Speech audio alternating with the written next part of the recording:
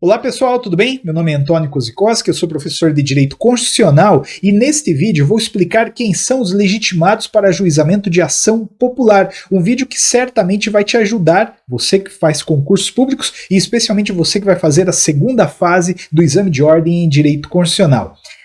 Antônio, só uma dúvida aqui para a gente começar. Legitimados para ajuizar a ação popular? Como assim? Porque de acordo com o artigo 5º, inciso 73 da Constituição, só tem um legitimado, que é o cidadão. Está escrito aí, ó, qualquer cidadão é parte legítima para propor ação popular que vise anular ato lesivo ao patrimônio público ou de entidade de que o Estado participe, moralidade administrativa, meio ambiente e ao patrimônio histórico e cultural, ficando o autor salvo comprovada má-fé isento de custas judiciais e dons da sucumbência, e eu não vou explicar neste vídeo detalhadamente a hipótese de cabimento da ação popular. Se você quiser, tem aqui no meu canal um vídeo que distingue, inclusive, a ação popular da ação civil pública em termos de hipótese de cabimento. Aqui eu quero apenas me concentrar em quem pode ajuizar. Genericamente, você já viu, é o cidadão, mas a pergunta específica é: brasileiro naturalizado pode? Estrangeiro, pessoa física, pessoa jurídica, Ministério Público, entende? Tem vários pormenores que você deve levar em consideração para responder questões acerca desta matéria e eventualmente até mesmo para entrar, né, com a ação popular um dia, caso queira, e faço votos de que realmente faça isso, porque é uma ação bem legal de ser manejada no âmbito do poder judiciário. Então a gente já parte de um pressuposto de que o cidadão, aqui compreendido como aquele que exerce direitos políticos, aqui compreendido como aquele que pode fazer prova em juízo da cidadania, mostrar lá o título de eleitor, ele pode ajuizar a ação popular. E olha, vai um bônus aqui. Se eu sou eleitor em Curitiba, e sou, eu posso ajuizar ação popular em qualquer lugar do Brasil, não apenas aonde eu sou eleitor, tá? A jurisprudência do STJ confere esse tipo de legitimidade, porque veja, eu sou eleitor em Curitiba, mas eu sou cidadão no Brasil inteiro, em razão do exercício de direitos políticos. Portanto, se eu ver uma situação lesiva ao meio ambiente, por exemplo, lá em Roraima, eu posso aqui de Curitiba manejar uma ação popular lá sem nenhum problema.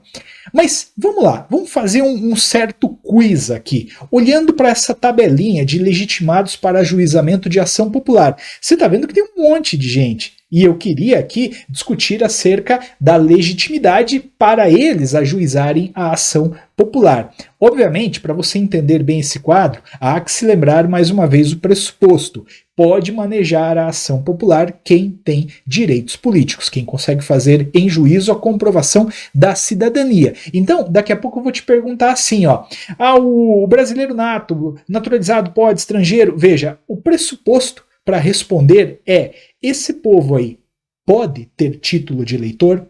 Se a resposta for sim, eles são potenciais autores de ação popular. Tendo o título, eles podem ajuizar. Se a resposta for não, obviamente eles não poderão manejar a ação popular. Vamos começar aqui, ó. O brasileiro nato é um potencial autor de ação popular? O Tony falou que tem que ver se ele pode ter título. Sim, ele pode ter título. Então pronto, então ele é um potencial legitimado para ajuizar a ação popular. Pelo amor de Deus, eu não estou dizendo que todo e qualquer brasileiro nato pode ajuizar a ação popular. O que eu estou querendo dizer é que todo e qualquer brasileiro nato é um potencial autor de ação popular, porque todo e qualquer brasileiro nato pode sim ter o título de eleitor, tá legal? Continuando, brasileiro naturalizado pode? Claro, porque o brasileiro naturalizado pode votar. Na verdade, você sabe que ele pode ser votado, inclusive, né? Desde que não se trate de um cargo privativo de brasileiro nato, ele pode ser votado. Então, nessa condição, se ele está exercendo direitos políticos aqui no Brasil, ele obviamente tem legitimidade para manejar uma ação popular.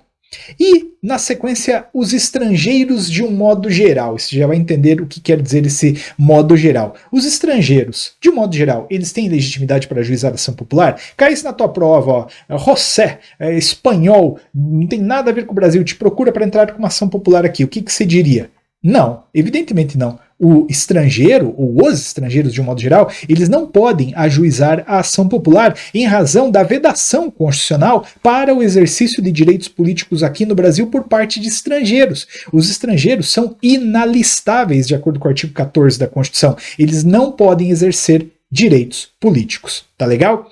Agora, cuidado, você notou ali que eu coloquei estrangeiros de um modo geral, porque tem Um estrangeiro que pode sim manejar a ação popular é o português residente no Brasil.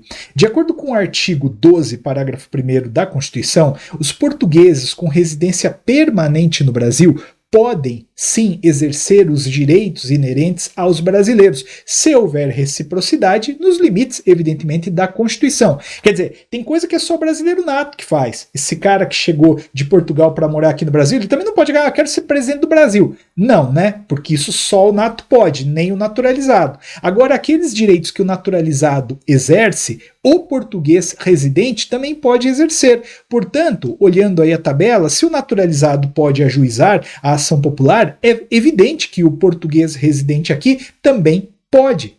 Então, em matéria de português equiparado ao brasileiro, a gente já sinaliza aí favoravelmente. Claro que ele pode fazer o ajuizamento, desde que naturalmente ele tenha manifestado o interesse de exercer os direitos políticos aqui no Brasil, algo que pode ser feito em razão da reciprocidade, tá legal? Tem outros pormenores também em relação a esse português residente, mas não dizem necessariamente a respeito ao objeto da nossa aula aqui. Prosseguindo. Pessoa jurídica.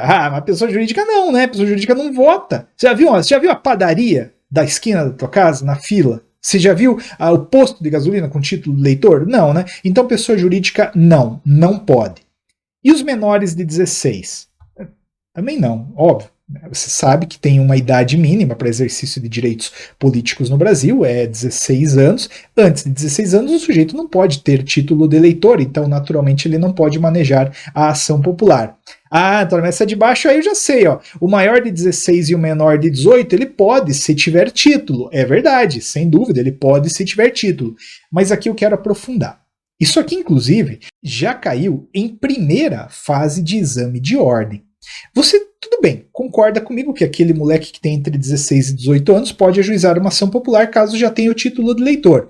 Mas a pergunta que eu faço é, ele pode manejar direto ou ele tem que estar assistido pelo pai, pela mãe, pelo tio, vó, representante dele?